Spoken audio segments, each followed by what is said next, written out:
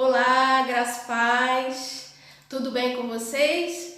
Mais uma vez nós estamos aqui da Igreja Novo Tempo no quadro Mulheres Adornadas. Eu sou a pastora Mary e aqui nós temos uma irmã convidada, uma irmã querida que vai se apresentar para vocês. Qual é o seu nome? Olá, eu sou meu nome é Cristina, eu sou da Novo Tempo, membro da Novo Tempo. Então, assim, nós vamos estar aqui falando de uma palavra poderosa de Deus para nossas vidas e vamos estar argumentando, né? Porque a ideia é essa, a ideia é a gente falar desse tesouro da palavra de Deus para a edificação da nossa vida e para a edificação do corpo de Cristo no geral, porque nós sabemos que esse canal ele vai alcançar muitas vidas. Então, assim, que vocês possam nos abençoar, né? Desde já se inscrevendo nesse quadro. Mulheres Adornadas vai estar uma vez por semana buscando a direção de Deus numa palavra que vai edificar a nossa fé e para o crescimento do reino de Deus. E olha que tremendo, né? Hoje o Senhor me deu uma palavra poderosa e valendo muito do que as pessoas falam quando faz uma promessa pra gente, né? A gente recebe promessas toda hora, né? Toda hora. Assim, as pessoas toda hora elas prometem alguma coisa pra gente, mas na Bíblia tem um determinado momento que Deus falou assim, ó, voltarei no ano que vem. Muito forte. É engraçado, né? Essa promessa específica, ela veio com data de validade. Sabe como é? Não é assim, depois eu vejo. Não. Essa aqui foi específica. Essa promessa aqui, ela se encontra em Gênesis 18. Eu vou ler para você rapidinho para a gente poder entrar nesse raciocínio juntos, tá? Gênesis 18:10 fala assim: então ele lhe prometeu, voltarei a ti no próximo ano. Então Sara, sua esposa, terá um filho. Sara escutava a conversa na entrada da tenda atrás dele. Essa promessa aqui que voltaria no que vem é nada mais, nada menos, Cris, de quando Deus foi a Abraão, depois de muito tempo, ansioso por algo que ele precisava, que era um filho, né? A gente entende esse texto, né? O texto diz que Abraão e Sara foram escolhidos por Deus para criar uma nação, para cuidar de uma nação, porém, com uma promessa tão grande de cuidar de uma nação e de criar um povo, eles eram estéreis, secos. Imagina uma pessoa com uma promessa tão grande lá na frente, mas quando ele olha para ele, não tem nada. E aí, o que você pensa sobre isso? Difícil, né? Uma responsabilidade muito grande e você chegar e não poder cumprir, né? Mas eu acho que com fé e com esperança, como se diz assim, a fé que eles têm em Deus, né? E a obediência, eu acho que a gente consegue. Acho não, a gente tem com certeza. O que acontece? Por que eu botei assim no começo, né? Voltarei no ano que vem. Por quê? Porque ele já estava esperando há muito tempo. A palavra vai dizer que com 75 anos, Abraão ele é chamado por Deus e ali Deus dá a promessa a ele de que ele seria pai de multidões, né? Você imagina, com 75 anos ele já recebe uma promessa sem ter filhos, nem ele, nem sua esposa. E ali já de imediato, quando você recebe essa promessa e nada está ao seu favor, porque nada estava a favor dele, com 75 anos, poderia até ter bênçãos financeiras, mas não tinha o principal, que era filhos. Então, aos olhos dele, de imediato ele já pensou, tudo bem, né? Mas ele foi. Com 75 anos, o que a gente já considera velhinho, né? Muito. Aguardou, esperou a promessa de Deus, só que a gente conhece a passagem de Abraão, a gente sabe que essa promessa demorou tanto a chegar que aos poucos ele foi confundindo que a promessa viria através de um outro filho que ele teve com a empregada. Coisas foram acontecendo no meio do caminho que fez ele se confundir. E nessa passagem específica que eu falei de Gênesis 18, Deus foi bem mais específico com ele. Ele falou assim, daqui a um ano eu volto. Olha a expectativa no coração. Imagina você estar aguardando algo há muito tempo. Você sabendo de tudo que você tem que passar por aquilo ali. Agora Tem data. Tem data marcada. Ano que vem. Interessante isso, E né? muito. Pode falar. Já pensou você? Aí ficou um ano. Daqui um ano vou voltar. E tá chegando, se aproximando. Imagino que não passou pela cabeça dele, né? Meu Deus. Assim, eu achei lindo. Achei lindo esse achei. texto quando Deus me deu essa referência aqui. Só que assim, por mais homem de Deus que Abraão fosse, e a sua mulher também, né? Porque a fé era de Abraão, mas a mulher, ela tem fé. Como é que ela não vai seguir um homem que só ouviu uma voz, segundo ele, e foi? Uma vez eu tive a oportunidade de ministrar sobre isso, né? A promessa da voz, porque Abraão recebeu a promessa, mas Sara não ouviu a voz de Deus. Quem ouviu foi Então, ele. ela não teve fé? Claro que ela teve. Ela foi com o marido em algo que ela não viu. Ela não ouviu, né? Então, ela teve muita fé, porque ela seguiu o seu esposo para algo que, aos olhos humanos, era loucura. Então, ela era uma mulher de fé também. Mas a fé é isso, né? A gente não vê, mas sente. Né? E ela abraçou. Então, assim, ela era uma mulher de fé também, mas nessa hora, por ela também estar esperando, estar na expectativa desse filho, o filho que seria da velhice deles, teve um momento que a incredulidade bateu, e assim como bate nas nossas vidas. Isso está lá em Gênesis 18:12. Vou ler rapidinho para vocês. Fala assim: riu-se, portanto, Sara em seu íntimo, considerando: agora que estou velha, e velho também está o meu Senhor, como ainda teremos prazer sexual? Nossa! Então, ela recebeu a promessa, Deus falou assim: ano que vem eu voltarei. Porque Deus já tinha lançado ali que ano que vem eles teriam um filho, a promessa nos braços. Em qual momento a gente não riu? Nós somos seres humanos, né?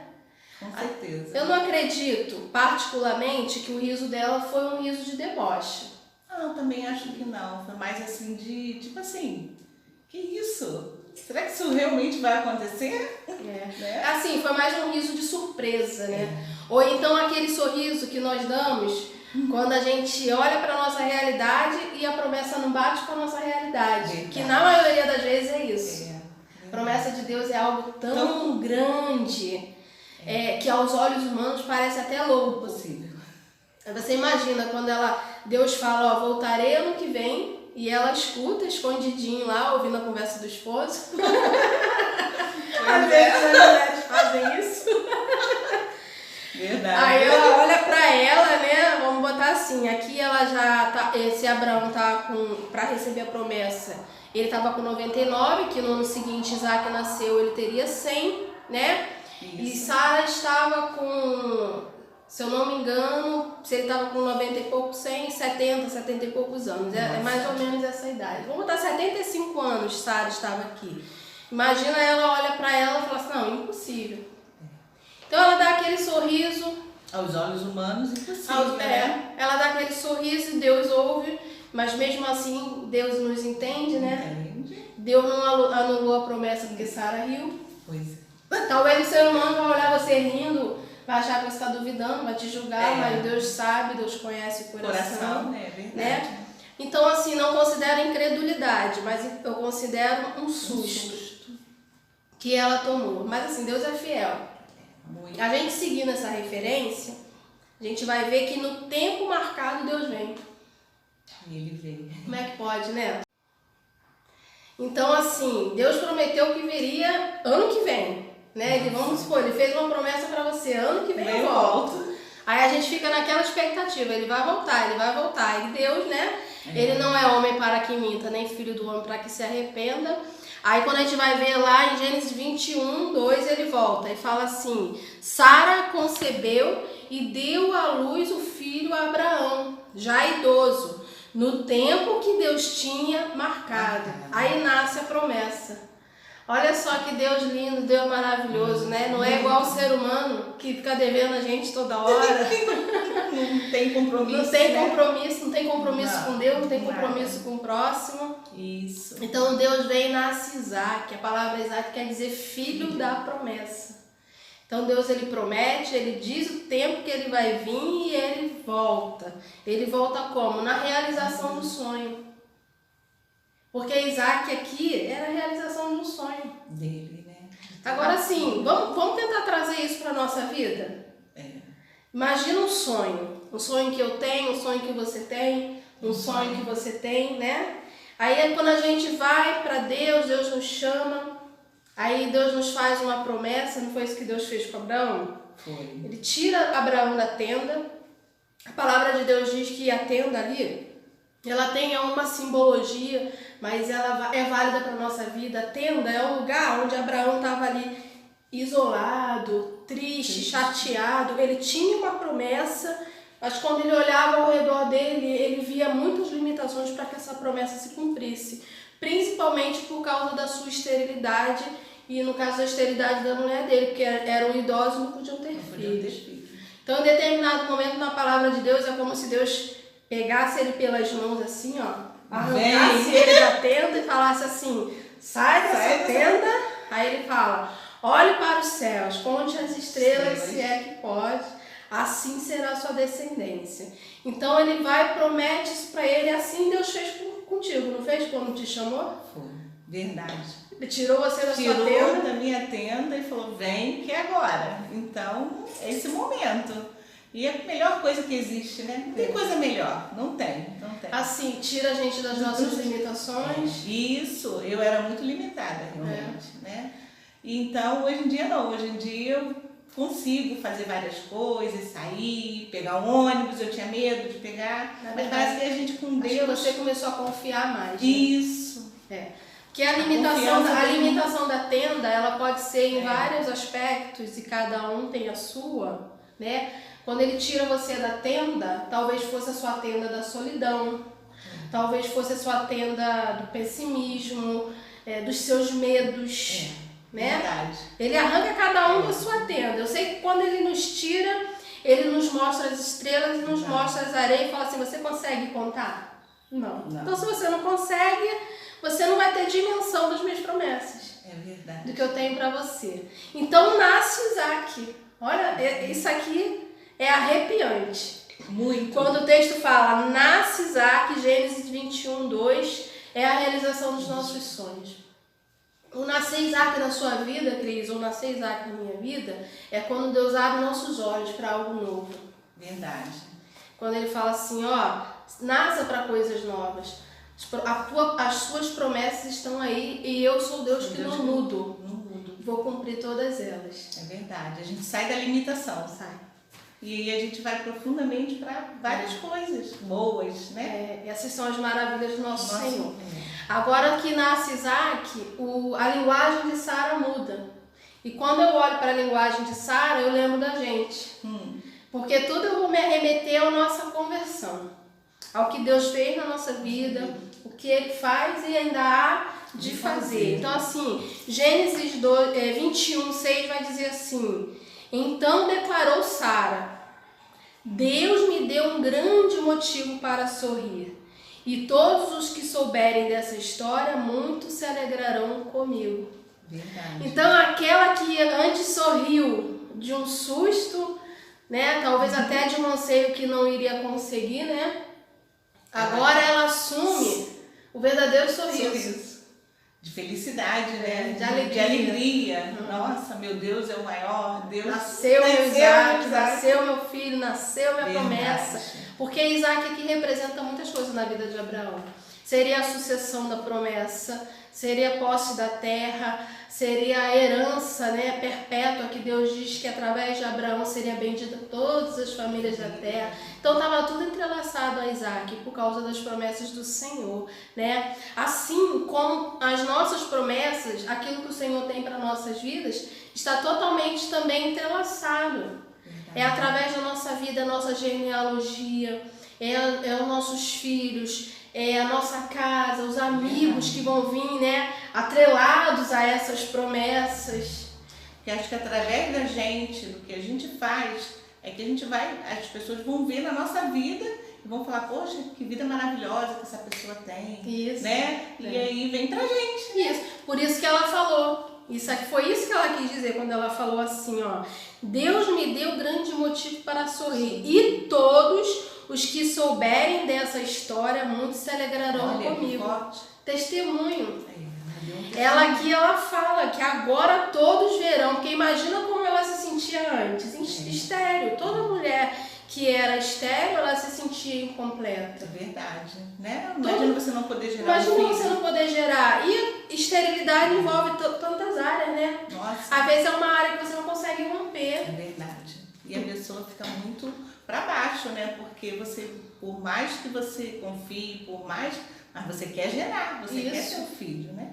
Ela era incompleta e agora ela está completa com o nascimento de Isaac, né? Só que assim, ela tinha motivos para sorrir, Abraão tinha motivos para sorrir, né? Nós temos motivos para sorrir, né? Pelas alegrias, por tudo que o Senhor fez na nossa vida, o que ainda vai fazer, até pelo que Ele não fez. Porque hoje a gente já vive outro momento, né, Cris? A gente cresce, a gente amadurece. Assim que a gente se converte, a gente vem cheio de sonhos, que é maravilhoso. Mas com o tempo a gente vai vendo ao caminhar que Deus está acima dos nossos sonhos. Verdade. Não é? Muito.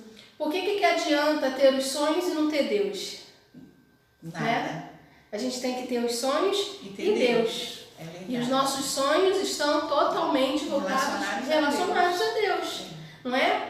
A promessa aqui era de um filho, mas esse filho iria glorificar a Deus. Então a ideia da promessa de Deus, ela sempre vai ser voltada para aquilo que Ele nos dá, volte para Ele. Vê como é interessante, né? Deus nos dá algo, Ele cumpre a sua promessa em nós, só que nós precisamos entender que aquilo ali é de Deus. É de Deus, é verdade. Né? Então assim, será que o sorriso continua na hora que Deus pega e fala assim, tá vendo esse sonho aí que eu realizei na sua vida? Agora me dá ele, me devolve. Me devolve. Porque tudo pertence a Ele. Tudo é dele. A palavra de Deus diz que por meio dele, por ele, para ele são todas as coisas. Então ele deu Isaac. Mas em determinado momento, ele pede Isaac de volta, né? Aí essa referência a gente vai ler e tem que ler porque essa aqui é a chave do texto de hoje, né? Vamos ler aqui, ó, tá aqui comigo. Gênesis 22:1. Aí vocês me acompanham aí, eu vou ler com vocês. Passados esses acontecimentos todos, Deus submeteu Abraão a uma prova, convocando Abraão, ao que ele redarguiu. Eis-me aqui, Senhor. Então Deus lhe ordenou, toma Isaque, sua promessa, né? Teu único filho, a quem tu muito amas, e vai-te à terra de Moriá. Sacrifica-o como holocausto sobre um dos montes, e eu te indicarei. Abraão levantou-se bem cedo, selou seu jumento e tomou consigo 2 de seus servos e seu amado filho Isaque. E ele ainda rachou a lenha para o holocausto, e se pôs a caminho rumo ao lugar de Deus, que Deus havia lhe mostrado. Versículo 4.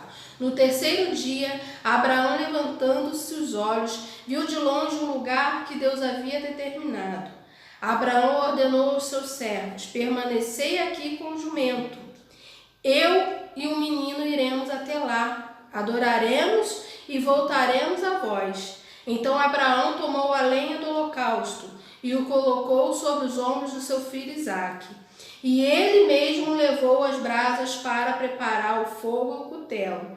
E enquanto caminhavam os dois juntos, Isaque chamou por seu pai, Abraão, meu pai. Ao que replicou prontamente Abraão, sim, meu filho. Então Isaque indagou, eis o fogo e a lenha, mas aonde está o cordeiro para o holocausto? Assegurou-lhe Abraão, Deus proverá para si, meu filho, o cordeiro para o holocausto. E continuaram a caminhar ambos juntos. Finalmente, quando chegaram ao lugar que Deus lhe apontara, Abraão construiu o altar, dispôs a lenha, depois amarrou o filho e colocou sobre o altar, em cima da lenha. Abraão estendeu a mão e apanhou a faca para imolar seu filho. Entretanto, o anjo do Senhor o chamou do céu, Abraão, Abraão, ao que prontamente lhe respondeu Abraão, eis-me aqui. faz, ordenou o anjo: não lhe faças mal. Agora bem sei que temes a Deus, porquanto não me negaste teu filho amado, teu único filho. Em seguida, tendo Abraão erguido os olhos, viu atrás de si um carneiro preso pelos chifres entre os arbustos. Tomou Abraão o carneiro e o ofereceu em holocausto em lugar de seu filho. Então Abraão deu àquele lugar o nome de Yahvé-Jirê, o Senhor proverá. Por isso, até nos dias de hoje se diz: no monte do Senhor se proverá. Aleluia. Então aqui é o dia da cobrança, se é que a gente pode falar dessa forma, né? É o dia que Deus olha para nossas vidas e fala assim: as promessas que eu te dei, e agora, você me devolve? É interessante a gente olhar por esse aspecto que a gente, analisando a Bíblia, a gente pode, nas entrelinhas, observar que Isaac era o filho tão desejado, a promessa tão esperada, né? A promessa tão sonhada, e Deus vai e cumpre essa promessa. E em determinado momento, acredito eu, que essa promessa recebida, ela se tornou maior do que o Deus da promessa. Nossa. Porque hoje a gente convive com as pessoas, a gente vive algumas coisas da Bíblia, a gente percebe quantas são as pessoas, Cris, que vêm para a presença de Deus, ouve as promessas de Deus queimar e arder no seu coração. Sim. Tantos sonhos que tem, né? E não desenvolve, não acreditam, eu acho. É assim, e elas recebem a promessa de Deus, elas sonham com as coisas de Deus. Mas o que eu preciso dar ênfase mais é no sentido de que quando essa promessa vem, qual é a nossa relação? Ou qual é a nossa reação com relação a Deus? A obediência a Ele, né? A gente obedece, por quê? Vai ter uma hora, queridos, que a promessa, eu costumo dizer que é o nosso Isaac. O sonho realizado na nossa vida, ele é o nosso Isaac. Uma vez eu ouvi um irmão falando algo, e eu tenho isso na minha vida até hoje, porque marcou o início da minha conversão.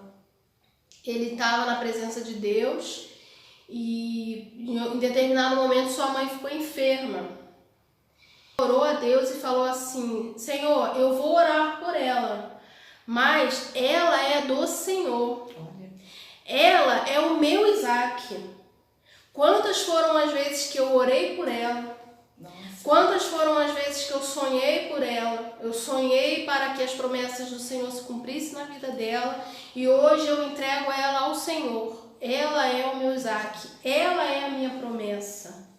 E o que eu queria passar hoje, pelo menos foi isso que o Senhor nos direcionou com essa referência, é se nós estamos dispostos a entregar o nosso Isaac. Né? Verdade. Que difícil. Verdade. Quando Deus ele vai a Abraão, e ele não vai à toa, ele não vai porque ele quer tomar algo de Abraão.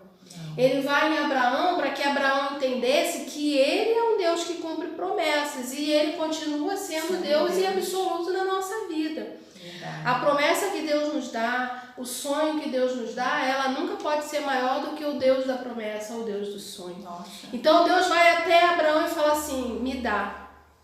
Por isso que a palavra diz que foi a prova da fé. Quantas das vezes nós somos provados?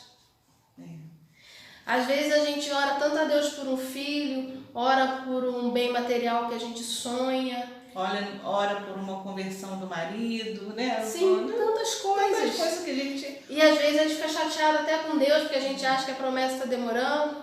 Mas tudo é no tempo dele. Né? Mas não acontece isso, né, gente? Muito. Quantas vezes não bate esse sentimento, né? Sempre bate. E quando Deus for dar, como eu já falei aqui anteriormente, no tempo dele, a promessa se cumpre, ele nos dá, mas assim, e se ele pede de volta? Verdade. Porque tudo é dele, tudo é pra ele, né? Foi isso que ele fez com Abraão. E isso. Se ele faz isso com a gente? Verdade. É pra gente pensar, meu filho, é assim. Tem que pensar. Quando Deus, então, ele vai e prova Abraão, ele passa com louvor, né? Alguns estudiosos vão dizer, e isso é verdade, que quando Deus ele pede a prova, faz Abraão sacrificar o seu filho, pede o filho dele, está apontando o sacrifício de Jesus, né? Mas lá na frente, quando Deus dá o seu único filho para morrer na cruz do Calvário, o único filho, o filho amado, né? Então Abraão aqui ele está tipificando isso. Mas eu queria aproveitar essa oportunidade de oferta, porque Jesus ele foi dado como a verdadeira e a melhor oferta por nossas vidas, né?